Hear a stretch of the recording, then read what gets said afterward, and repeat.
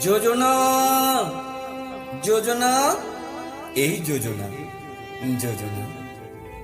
বলো, শুনতে পাচ্ছি আমি। তোমাকে আমি প্রথম দেখেছিলাম আশ্বিনের দুর্গাপুজোয়। সেনবাড়ির পুজো ডাঙ্গিনায় মনোযোগ দিয়ে তুমি ছিলে আরাধনায় ব্যস্ত। আমি বকুল গাছের নিচে দাঁড়িয়ে তোমার নিবিড় প্রার্থনার মগ্ন রূপ দেখছিলাম। আমার পরনে ছিল আকাশি রঙের শাড়ি। তোমার সিঁথির মাঝে দেখেছিলাম শুভ্র সিঁদুর, যা কুমারের স্মৃতিচিহ্ন। সূচি অঞ্জলিতে ছিল এক গোছা পুজোর ফুল। কাঁচা হলুদের মতো অধরে ছিল হাসির পূর্ণ ঝিলি। ঠিক কোন শিল্পীর সব মহিমায় কোনো অঙ্কিত দেবী তুমি।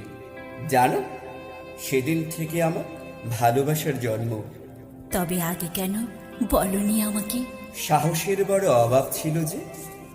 এখন কি দিয়ে বানালে সাহসীর অন্তর? নিন্দুকের নিন্দা, মায়ের বকনি, আর পাড়াপড়শির অপবাদ দিয়ে।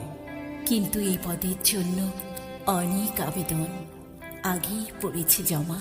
ছিঁড়ে ফেলো প্রার্থীর আবেদন, পুনর্বিবেচনা করো আমাকে। কিন্তু এ বুকের জমি। কোনো কিন্তু নয়। আগাছা তুলে আবাদের জন্য প্রস্তুত করিব আমি। বেদনার কষ্টের পরগাছা তুলে সেখানে বপন করিব ভালোবাসার শুদ্ধ বীজ। তবে আগে কেন রাখনি খোঁজ? ডাক্তার হতে ব্যস্ততায় গেছে কয়েকটি বছর। আমিও দেখতে চেয়েছি রোজ রোজ। তোমাকে না পাওয়ার বেদনায় আমার অতৃপ্ত ইচ্ছেটাকে দিয়েছি কবর বুকের পাঁজরে। ভেবে দেখবে কি আরেকবার এ আমাকে? বড় অবেলায় এসেছ তুমি। এখানে আগে হয়েছে চাষ, দূরের পথিক রেখে গেছে স্মৃতি ও চিহ্ন।